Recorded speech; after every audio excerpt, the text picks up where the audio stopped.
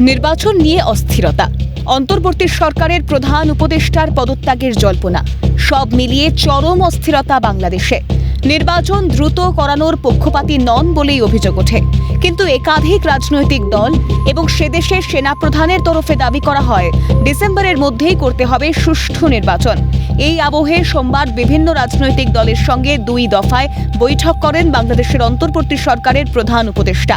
একই সঙ্গে বৈঠকে উপস্থিত ছিলেন শিল্প উপদেষ্টা আদিলুর রহমান, মুক্তিযুদ্ধ বিষয়ক উপদেষ্টা ফারুক আজম এবং ধর্ম উপদেষ্টা আবুল ফায়েজ মুহাম্মদ খালিদ হোসেন।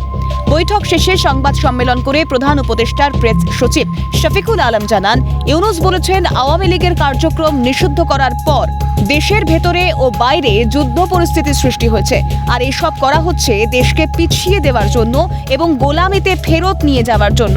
সুষ্ঠু নির্বাচন না করলে আমি অপরাধী অনুভব করব। কোট করছি উনি যেটা বলেছেন, আমরা বড় যুদ্ধাবস্থার ভিতরে আছি। আওয়ামী লীগের কার্যক্রম নিষিদ্ধ হওয়ার পরে ডিস্টাবিলাইজ করার জন্য যত রকমভাবে পারে চেষ্টা করছে। এটা থেকে আমাদের রক্ষা করতে হবে। তারা কিছুতেই মেনে নিতে পারছে না। বিভাজন থেকে আমাদের উদ্ধার পেতে হবে, ঐক্যমত থাকতে হবে। আত্মমর্যাদাপূর্ণ জাতি হিসেবে আমরা যতটুকু দাঁড়াতে পেরেছি এটা যেন সামনের দিকে যায়। সবাই একসঙ্গে বসাতে উনি বলছেন যে আমি মনে সাহস পেলাম। সুষ্ঠু নির্বাচন করতে না পারলে আমি অপরাধী অনুভব করব। প্রধান উপদেষ্টা যতদিন আছেন ততদিন দেশের অনিষ্ট হয় এমন কোনো কাজ প্রধান উপদেষ্টাকে দিয়ে হবে না বলে তিনি রাজনৈতিক দলের নেতাদের আশ্বস্ত করেছেন বলেই জানালেন উপদেষ্টার প্রেস সচিব।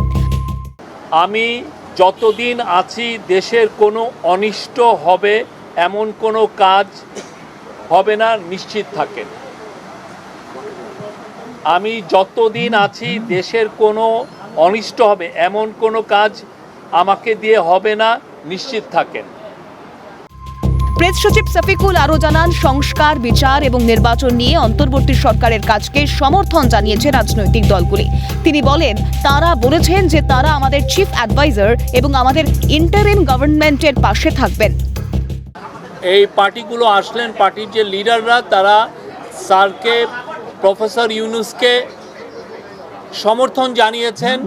তার রিফর্ম, তার বিচার এবং আমরা যে রিফর্ম করছি, আমরা যে বিচারের কার্যক্রম শুরু করেছি এবং আমরা যে নির্বাচনের জন্য যে কাজ করছি সেইটার জন্য তারা তাদের সম্পূর্ণ সমর্থন জানিয়েছেন।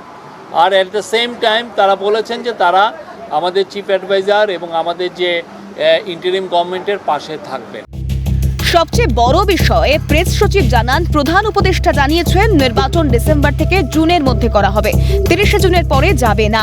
এতে রাজনৈতিক দলগুলো সন্তোষ প্রকাশ করেছে।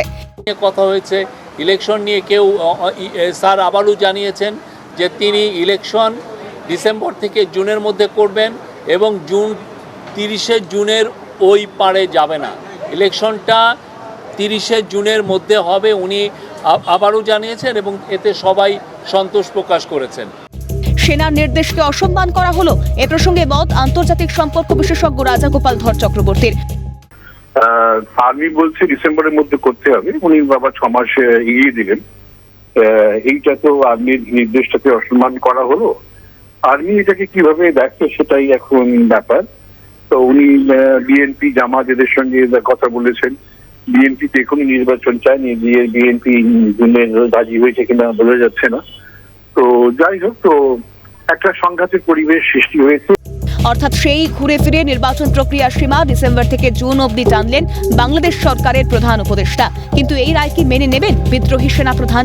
কোন দিকে গড়াবে জল? ক্যালকাটা নিউজ।